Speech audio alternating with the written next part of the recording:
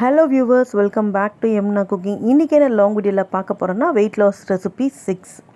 டெய்லியும் carrot, beetroot, broccoli இதே மாதிரி வெயிட் லாஸ்க்கு போட்டுகிட்டே இருந்தேன்.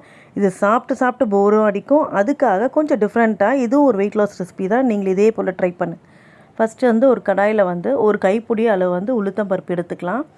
ஒரே ஒரு ஸ்பூன் தான் எண்ணெய் விடணும், நிறைய விடக்கூடாது. அந்த உளுத்தம்பருப்பு பொன்னிறமாக வரணும். ஒரு கைப்பிடி அளவு கடலைப்பருப்பு, காரத்துக்கு தேவையான அளவு 3 வரமிளகாய் போட்டிருக்கேன்.